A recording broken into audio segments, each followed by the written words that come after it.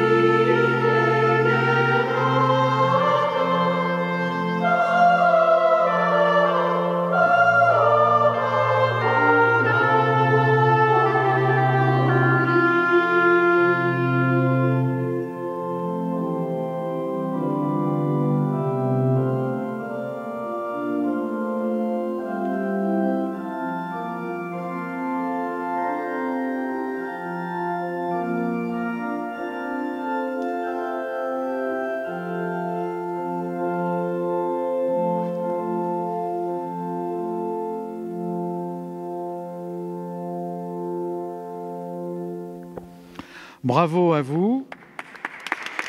Merci beaucoup, Jacques. On vous retrouve juste après à votre ensemble à géométrie variable, arpège. Alors maintenant, cher père Laurent Morin, doyen du Grand Angoulême, est présent ce soir encore pour nous éclairer de vos lumières d'historien. Pouvez-vous nous faire revivre la vie de cette église et son contexte dans la ville d'Angoulême? Bonsoir, Père Laurent Morin. Bonsoir Jean-Michel. Et bien justement, cette église Saint-André, c'est vraiment l'église de la ville d'Angoulême. C'était là où se sont déroulés les principaux événements de la vie de cette cité. La cathédrale, c'était vraiment l'église du diocèse, l'église de l'évêque et l'église paroissiale d'Angoulême depuis le XIe siècle. Eh bien, c'est Saint-André.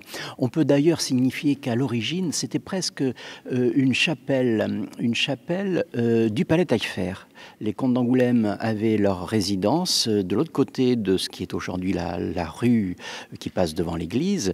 Et aujourd'hui, c'est l'école primaire Saint-Paul, anciennement justement école Saint-André. Et dans cette partie de la ville, eh bien, il y avait les résidences des seigneurs d'Angoulême, donc des comtes Taillefer. Et de l'autre côté de cette petite rue, ils avaient construit donc au XIe siècle la chapelle de leur palais, qui très vite est devenue l'église paroissiale du quartier et donc l'église Saint-André. Et il reste encore la première partie de l'église, on va dire la nef historique de l'église, derrière la façade, date du XIIe siècle. C'est l'époque romane, c'est l'époque donc des arcs en plein cintre que l'on peut voir sur les côtés nord et sud, notamment avec la chapelle latérale dédiée aujourd'hui à la Vierge. Il en est tout autrement, bien sûr, pour le grand vaisseau où nous sommes ici, ce grand vaisseau qui, lui, est de style ogival et qui est plus tardif, puisqu'il est du XIIIe siècle, où l'on construit donc 3 nefs, du moins une nef centrale et 2 bas-côtés très larges, qui sont quasiment 2 nefs secondaires, donc un ensemble très large, qui inclut le nouveau chœur avec un chevet plat, tel qu'il est aujourd'hui encore, et ses voûtes à nervures de croisées d'ogives qui rappellent un petit peu le gothique plantagenet ou gothique angevin caractéristique de nos régions de l'ouest de la France, eh bien rayonnent donc au XIIIe siècle, l'époque d'expansion de cette paroisse et de cette église. Alors c'est vrai que quand on rentre dans cette église, on a une impression de lumière et puis de largeur. On n'est pas contraint. Alors ce qui serait bien, c'est qu'on parcourt un peu son histoire et puis l'histoire de la ville d'Angoulême, comme vous avez commencé à le faire depuis les temps immémoriaux, puisque j'ai dit que ça commençait. On avait un écrit qui la relate en 1020. Au XIe siècle, donc l'époque de la chapelle du palais Taillefer. Ensuite, donc lorsqu'elle est vraiment au XIIIe siècle, ce grand vaisseau lumineux tel qu'il se voit aujourd'hui, avec donc effectivement cette lumière, cette largeur, on est à l'époque de la cité, de la municipalité d'Angoulême, où la municipalité va se développer et la maison municipale s'installe juste derrière, juste à côté de l'église Saint-André. Donc cela devient un petit peu logiquement l'église de la municipalité. C'est là, par exemple, qu'est installée la cloche du tocsin de la ville d'Angoulême. Alors la cloche actuelle date de 1550 et s'il y a un drame, s'il y a un incendie comme dans l'histoire, s'il y a des épidémies, il ne faut pas le souhaiter bien sûr, s'il y a des guerres, eh bien c'est ce tocsin de la ville d'Angoulême qui doit sonner. C'était celui donc du corps de ville installé juste derrière l'église. Alors vous dites la municipalité, mais moi je croyais que c'était les Taillefer qui régissaient tout. Expliquez-nous. Et non, parce que les villes sont devenues autonomes du pouvoir seigneurial depuis le XIIIe siècle. C'est le cas donc d'Angoulême, comme des grandes villes de l'Ouest ou de l'ensemble de la France. On peut citer Poitiers, on peut citer Bordeaux, qui atteignent une certaine autonomie dans leur responsabilité, dans leur liberté municipale. La devise de la ville, par exemple, ma force est dans la foi de mes concitoyens, eh bien, date de cette époque du XIIIe siècle, avec une charte municipale qui a été octroyée à ce moment-là, à l'époque d'ailleurs où ce territoire est un peu blackboulé entre les Anglais et les Français, est décerné donc à ce moment-là pour en faire une ville indépendante, une ville franche, comme on disait à l'époque, avec un vrai pouvoir municipal dont l'église Saint-André est un peu le corollaire religieux. Et on peut aussi imaginer des assemblées municipale qui se déroule, compte tenu de l'importance de cette nef, dans cette église-là, lorsque la maison municipale était trop petite pour accueillir tout le monde. D'accord. En nombre de prêtres ou de chanoines, comment ça se passe au niveau du clergé à cette époque-là?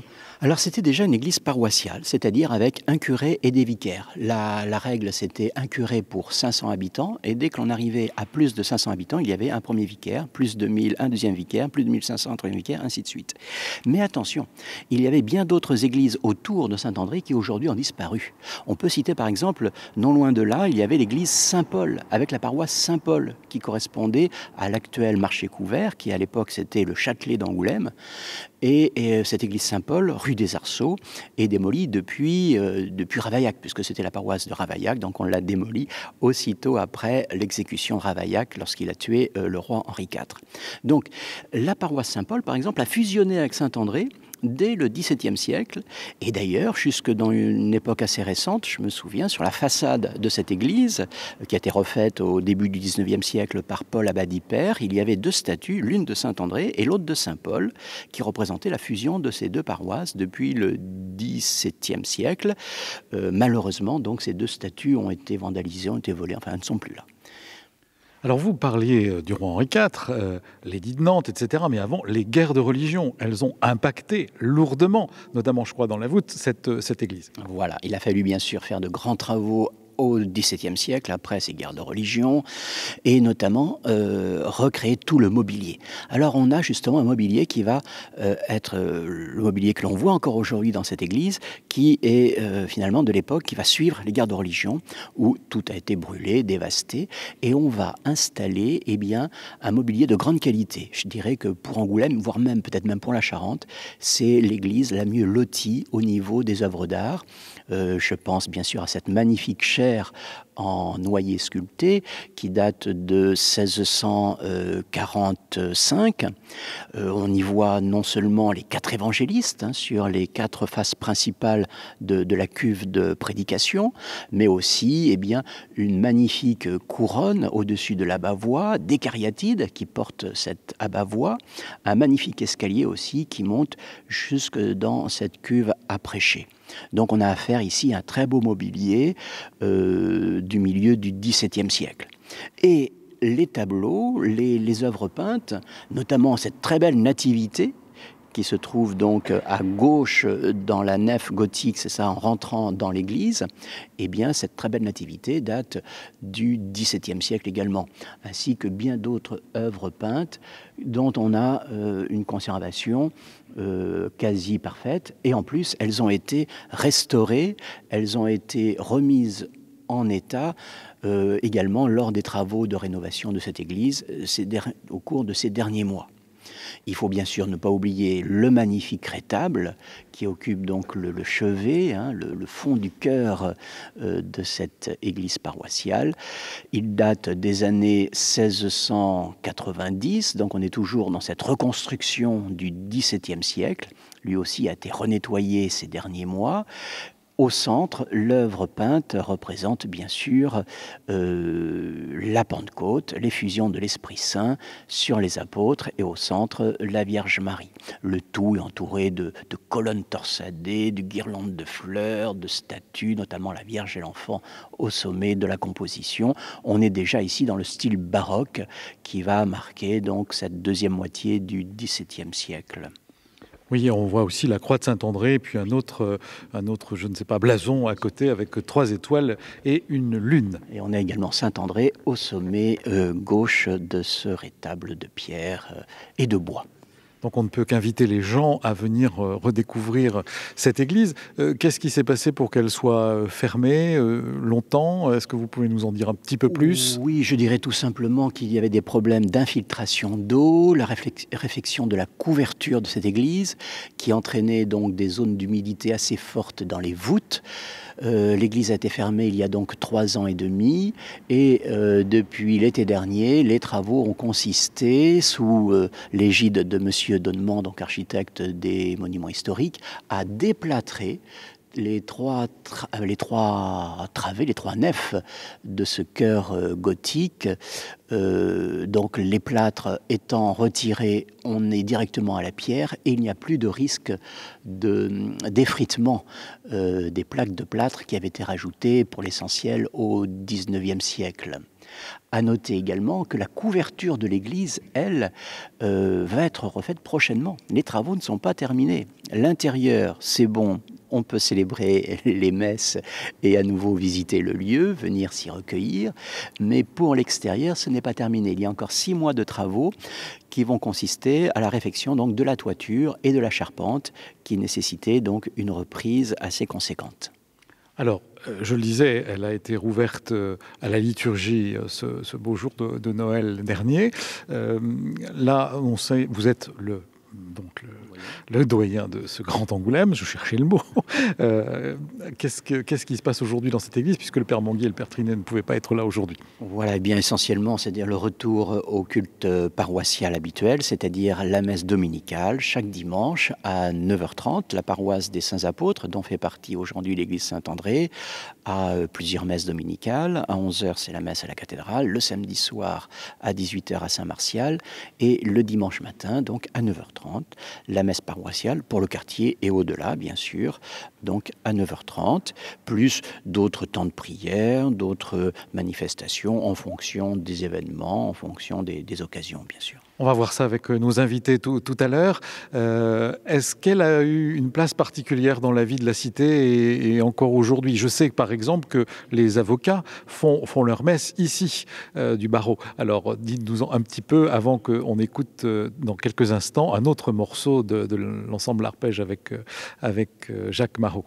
Et oui, c'est les souvenirs de l'époque, donc depuis le XIIIe siècle, mais tout au long de l'Ancien Régime jusqu'à la Révolution française, où cette église était l'église non seulement du corps de ville, mais aussi de la justice de la ville, puisque les deux étaient liés. Et par exemple, à partir des guerres de religion, la maison de ville et le présidial, donc qui rendait la justice, s'installent dans l'ancien couvent des Jacobins, qui est aujourd'hui le palais de justice. Du moins, le palais de justice d'Angoulême a été construit à l'emplacement du couvent des Dominicains de la ville et qui rappelle donc les messes qui avaient lieu pour les différentes occasions à la demande donc des magistrats de la ville pour les grandes fêtes qui étaient données donc à Saint-André. Là encore, on voit bien que c'est vraiment l'église de la ville d'Angoulême. Voilà, la différence, comme vous disiez, de la cathédrale, qui est plus la cathèdre, l'endroit où préside l'évêque pour le diocèse, pas juste Angoulême. Vous parliez du palais de justice, des Jacobins avant du palais de justice, mais l'entrée de cette église aussi a été refaite, vous l'avez dit tout à l'heure, et vous en avez parlé, c'est Abadie. C'est Abadie. Abadie père, Paul Abadie père, dans les années 1830, qui a effectivement refaite de style néoclassique cette façade d'église, qui est aujourd'hui relativement neutre, qui doit remplacer une ancienne façade romane, vraisemblablement, dont on n'a, à ma connaissance, pas de traces, pas de croquis particuliers à ma connaissance. Bien, ça n'a jamais été un lieu refuge. Les gens, quand cette fameuse cloche sonnait le tocsin, où est-ce qu'ils allaient se réfugier? Parce que c'est bien que la cloche sonne, mais pour faire quoi et pour aller où? Eh bien, pour fermer les portes de la ville. La ville était ceinte de portes. Et cela voulait dire, quand le tocsin retentissait, qu'il fallait immédiatement vérifier que toutes les issues de la ville étaient bien closes. Donc, on allait fermer la porte Saint-Pierre, la porte du Palais, la porte Saint-Martial, etc. Vérifier que la ville pouvait vivre en autonomie. Mais alors évidemment, ça avait un risque. Si on faisait le siège, ce qui s'est passé par exemple en 1562, lorsque les Huguenots ont fait le siège d'Angoulême, il fallait pouvoir survivre à l'intérieur de ces remparts pendant parfois non seulement des jours, mais des semaines, voire des mois. Et là, la population pouvait dépérir s'il n'y avait pas d'apport de vivres d'extérieur. Même si Angoulême avait la chance d'avoir une grande enceinte avec à l'intérieur des terrains qui pouvaient être cultivés. Il y avait beaucoup de jardins jusqu'à la Révolution dans Angoulême, notamment les jardins des couvents. On a parlé des Dominicains et il y avait aussi le jardin donc, du Palais Taillefer. Il y avait le jardin des Franciscains, rue de Beaulieu actuellement. Il y avait le jardin des Sœurs bénédictines qui sont aujourd'hui à l'emplacement du lycée Guest de Balzac, etc. Donc il y avait beaucoup de jardins qui permettaient de survivre plusieurs semaines en cas de siège. Et qui eux-mêmes étaient ceints de murs, et donc on ne pouvait pas y accéder facilement. Mais écoutez, Père Laurent Morin, merci de cet éclairage historique sur cette église et ce quartier. Je crois qu'on peut vous applaudir, vous l'avez bien mérité. Alors, je reviens vers vous, Jacques Marot, donc sur RCF ce soir, dans nos paroisses au Talent, depuis l'église Saint-André au cœur d'Angoulême, avec votre ensemble modulable, donc arpège. Qu'est-ce que vous allez nous interpréter? Je le vois, c'est écrit sur votre partition, Ave Verum. Une pièce un Ave Verum, voilà, de Fauré, une pièce qu'on peut chanter soit à 2 voix de femmes ou 2 voix d'hommes, ténor, basse par exemple, et là soprane, alto, l'un ou l'autre comme on veut. Donc voilà, donc un élément qu'on chante souvent de fois, soit à l'offertoire, mais aussi surtout à la communion. Alors on vous écoute, Jacques Marot, pour cette Ave Verum de Fauré, le temps que vous vous mettiez en place. Voilà, c'est à vous.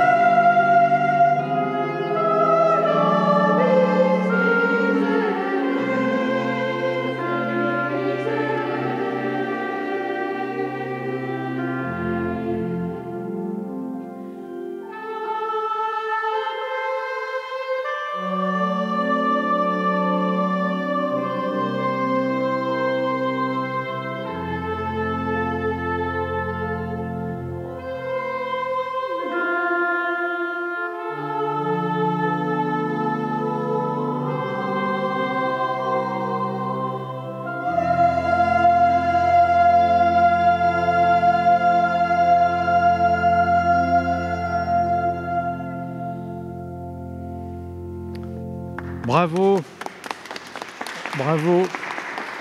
Jacques, comment trouvez-vous l'acoustique de cette église? Parce que je m'étais dit que j'allais vous poser c'est une bonne acoustique. Je trouve que ça, vous voyez, sans micro, sans rien, ça résonne bien. Je ne sais pas ce que vous en pensez, vous. Il y a une bonne acoustique, du fait qu'on est libre un petit peu aussi. Et comme il n'y a pas de transept qui peut jouer un rôle dans les acoustiques de cathédrale, le son est direct et va un peu partout, il se promène. J'ai commencé à jouer ici, j'avais une dizaine d'années, 12 ans à peu près. Donc j'ai toujours aimé et je reviens donc tout le dimanche matin. Nous sommes ici, n'est-ce pas, pour pas faire l'office. Et je suis très heureux tout le dimanche matin de jouer ici un élément pendant 1 heure de musique avec organistes différents. Voilà. Très bien, merci beaucoup. Il manque un peu de chauffage, mais ça c'est parce que moi je suis frileux. Vous avez ouvert notre partie témoignage. Maintenant, nous allons découvrir la vie de cette église dans sa partie paroissiale, au cœur du Vieil Angoulême. Chacune et chacun d'entre vous vont nous faire partager ce que représente cette église pour elle et pour lui, et quel est votre rôle au sein de cette église. Donc on va avoir Madame Annie Boidon qui va commencer. Annie, vous allez venir vous approcher de moi. N'ayez pas peur du micro, mais vous avez l'habitude déjà, vous avez déjà témoigné.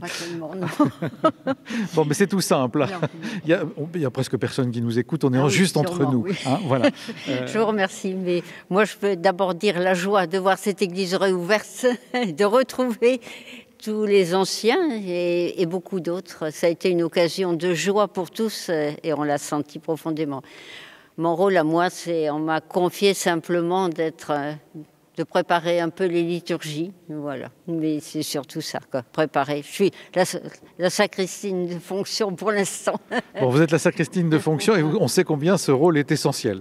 Hein, ouvrir, fermer, préparer pour que la liturgie se passe bien. On me fait confiance pour l'instant, mais bon, on sera peut-être plusieurs jusqu'à présent. Vous êtes habitante de ce quartier. Je suis à combien 200 mètres, un peu plus peut-être. Vous avez été pharmacien, je crois, dans le quartier. Oui, oui, voilà. Longtemps. Donc ça a été... Cette église, on voyait tous les gens du quartier venir s'arrêter, qu'ils soient pratiquants ou pas, ils venaient, ils rentraient dans l'église. Je crois qu'elle attire quand même beaucoup tous les gens du quartier. Et c'est vraiment très important qu'elle soit réouverte. On peut dire que quand on a ouvert tout à l'heure, il y a déjà des gens qui sont passés. Oui. Avant de commencer l'émission, on parlait un peu ensemble tout à l'heure. Ça fait un certain temps que vous êtes arrivés. Dites-moi ce que vous avez vécu dans l'investissement des prêtres. On peut les citer aussi, parce qu'on fait l'histoire de l'Église, mais il n'y a pas si longtemps, il y a encore des gens qui se rappellent d'eux. Et c'est bien de les faire revivre à travers votre témoignage. Oui, alors moi, quand j'étais petite, c'était le père Condon qui nous accueillait. Et qui était le curé. Après, j'ai été invitée par le père Barion à m'engager un peu plus pour l'Afrique et pour Koudougou. Et j'ai eu la joie d'être dans les premiers qui sont partis avec l'abbé Gault à Koudougou. Ça a beaucoup marqué ma vie et j'ai été très engagée dans ça a été une grande joie pour moi. Ils m'ont apporté beaucoup plus que j'aurais apporté, mais voilà.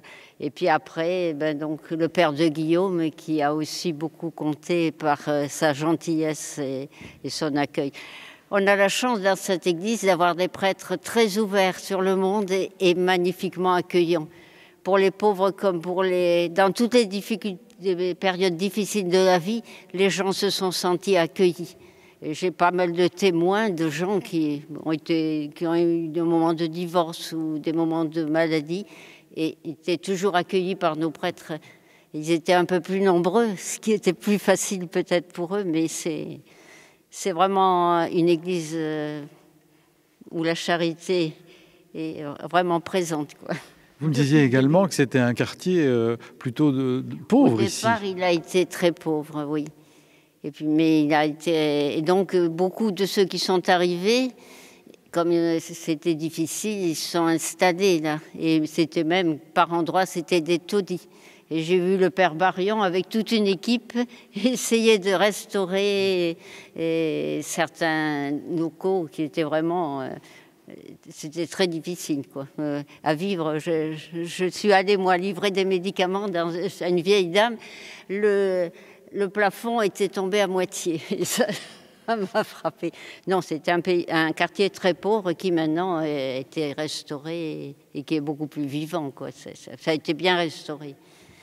Bon, voilà. Écoutez, en tout cas, mais voyez, vous aviez des choses à nous dire sur la vie de ce quartier et puis faire revivre aussi tous ces prêtres qui se sont vraiment beaucoup engagés sur le quartier. Marie-Thérèse Audour, alors vous, votre rôle ou comment dire, votre filiation avec cette église, je ne sais pas comment je peux dire ça.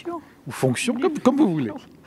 Eh bien, depuis une vingtaine d'années, avant moi, Pierre Bavet a assuré la partie administrative et financière, le décompte des quêtes. Et ensuite, il s'est arrêté il y a 2 ans environ. Et j'ai continué après lui, donc mission administrative, financière et d'accompagnement pour l'ensemble des activités de la paroisse qui étaient fort nombreuses auparavant, beaucoup moins maintenant. Alors peut-être que ça va repartir, oui, comme vous dites, ça va peut-être repartir. J'en profite d'ailleurs, puisqu'on parle de sous, etc., pour remercier la municipalité qui a fait, me faisait remarquer le Père Morin, beaucoup pour que cette église, même si ça a été long, parce que c'est toujours long quand il y a les bâtiments de France et autres, puisse rouvrir. Donc on leur tire un petit coup de chapeau et on les remercie. Absolument, absolument. Parce qu'on attendait beaucoup ce moment-là, on a attendu très longtemps, mais maintenant c'est arrivé, la réfection de l'église, de la toiture bientôt, de l'intérieur. Enfin, c'est parfait, nous sommes heureux. Alors, est-ce qu'il y a des moments où c'est ouvert au public? Je pense que c'est tous les jours, on en parlait un petit peu tout à l'heure. Vous pouvez nous redonner les horaires? Alors, maintenant, ça va être une nouvelle directive d'ouverture, sans doute. Mais auparavant, elle était ouverte dès 9h le matin et sans interruption jusqu'au soir, avec un accueil au cours de la journée de 9h midi, 14, 17. En général, c'était comme ça. Et vous êtes une habitante de ce quartier? Alors moi, j'ai habité pendant 20 ans la rue Saint-André, donc juste à côté. Et maintenant, je me suis un peu éloignée. Je vois l'église Saint-Martial de mon domicile. Donc, Oui, alors ça fait pas très loin quand même. Voilà. Et comme vous avez des curés qui sont ensemble pour cet ensemble, et dont notre doyen aussi aujourd'hui, donc c'est parfait. Voilà, exactement. Et donc, je reviens très souvent ici. Je continue à m'occuper de l'administration administrative de Saint-André. Voilà, donc le cœur est là aussi. Alors, on espère que ça va reprendre de plus belle. Voilà. Nous l'espérons fortement. Et bon, c'est un renouveau, une renaissance pour Saint-André, je l'espère. Merci beaucoup à vous, Marie-Thérèse Audour.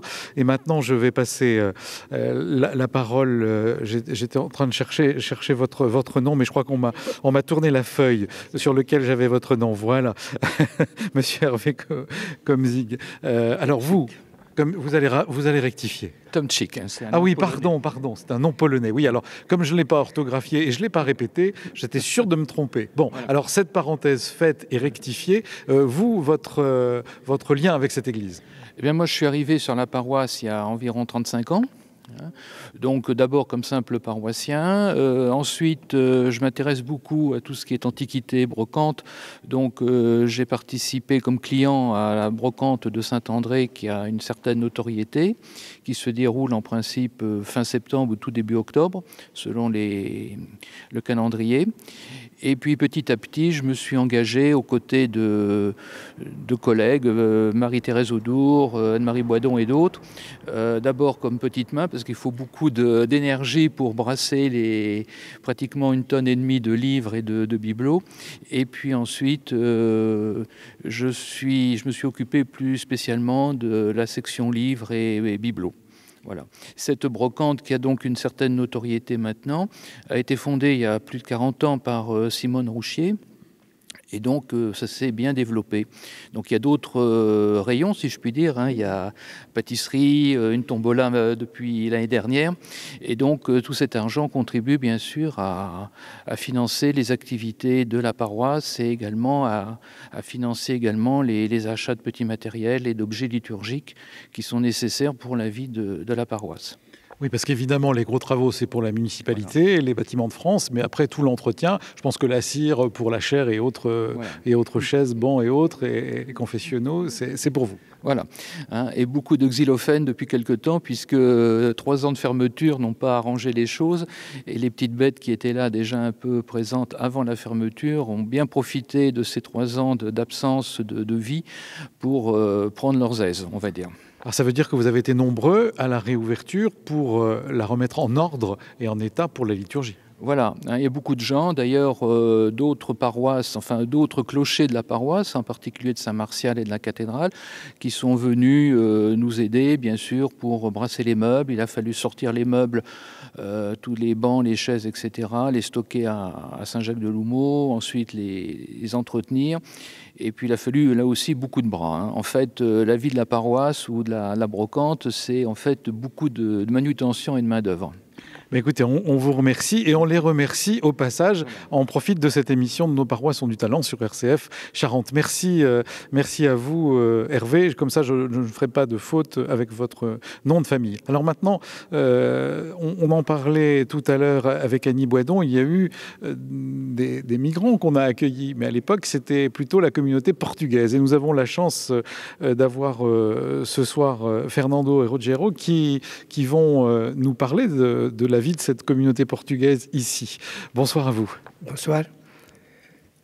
Moi, d'après tout ce qui a été dit, je ne sais pas si j'ai grand chose à dire, mais j'ai bien aidé, donc ça fait 50 ans que je suis là, plus de 50 ans que je suis ici dans le quartier. Et voilà, c'est la première église que j'ai connue, presque. Je connais toutes les autres églises, mais enfin, celle-là où la plupart des Portugais venaient là, parce qu'une grande partie des Portugais vivaient ici, en ville, à Sainte-Ville. Maintenant, ils sont dispersés un peu partout. Mais avant, rue des Acacias et un peu partout. Et avec les Portugais, donc nous, les Portugais, nous sommes beaucoup attachés à cette église. Et puis, parce qu'on a parlé du Père Barrion tout à l'heure, c'est lui qui nous avait permis d'avoir une Vierge de Fatima ici. Et puis, pour commencer à sortir une procession avec les deux Vierges, Fatima et Lourdes, dans les vieilles rues d'Angoulême. Voilà, c'est tout ce que je pourrais vous dire. Bon, j'ai bien aidé quand je peux, quand on me demande. Je fais ce que je peux, mais bon, c'est pas toujours facile. Bon. C'est bien, mais en tout cas, quand est-ce qu'a lieu cette procession de Notre-Dame de Fatima et de Notre-Dame de Lourdes dans les rues du Vieil-Angoulême? C'est toujours le premier samedi, samedi du mois de mai, vers le 12, vers le 12, 13 heures, samedi avant le 13. Toujours le samedi avant le 13. L'année dernière, on n'a pas eu parce qu'on n'avait pas de possibilité, il n'y avait pas de prêtre, l'église était fermée. Et puis, c'est pas seulement qu'elle était fermée, parce qu'on a déjà fait 2 fois à la cathédrale. Mais là, il n'y avait pas l'évêque, il n'y avait pas le père Mangui, donc on était un peu bloqué par le manque de prêtres. Bon, donc le mois de Marie, ici, est bien porté à travers la ville, et ça va recommencer, je pense, cette année. Oui, Rogério, à vous. Oui, alors moi, c'est pareil, je suis arrivé là dans les années 70, 77 exactement. Et puis, on a commencé à lire l'Évangile en portugais à cette époque-là. Et petit à petit, à demande des gens qui venaient à l'église, parce qu'à l'époque, l'église était pleine juste de portugais jusqu'aux années 80. Et après, ils ont commencé à se disperser en allant vers d'autres villes aux alentours. Et bien, après, il y avait moins de personnes qui venaient des Portugais. Mais bon, à cette époque-là, on a essayé sur la demande des communautés, on a essayé d'amener Notre-Dame de Fatima.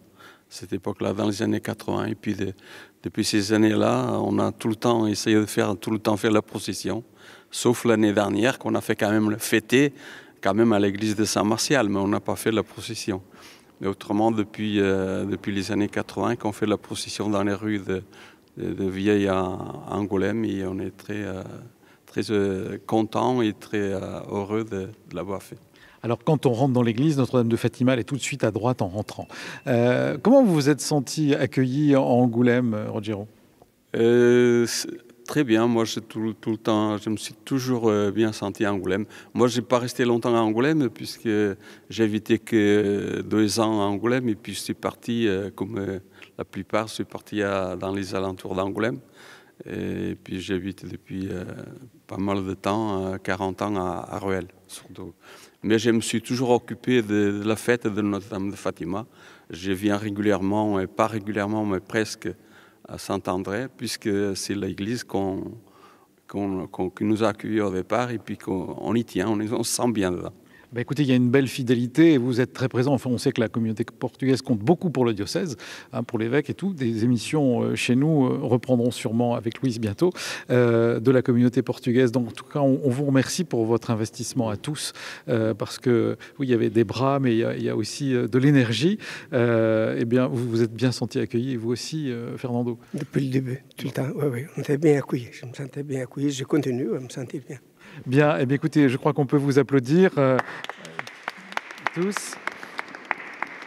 Alors maintenant, je vais donc demander à Jacques de bien vouloir rejoindre son pupitre pour le dernier morceau de notre émission.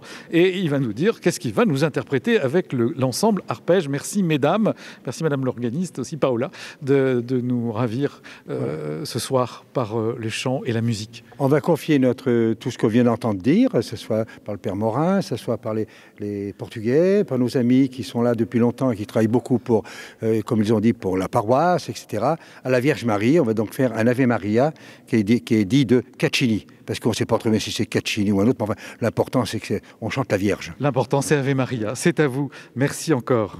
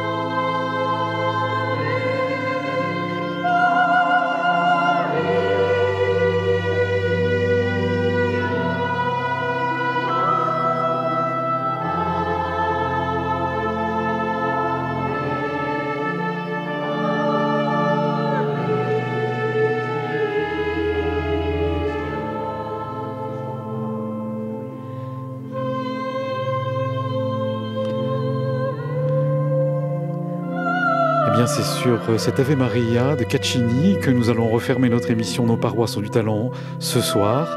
Nous vous réitérons tous nos vœux de bonne année et nous vous disons à la semaine prochaine pour une nouvelle émission. Merci à Cédric Denis, Maxime Fagnoni et Fabrice François pour la mise en onde de cette émission. Je vous dis donc à la semaine prochaine pour une nouvelle émission dans une entreprise de Charente.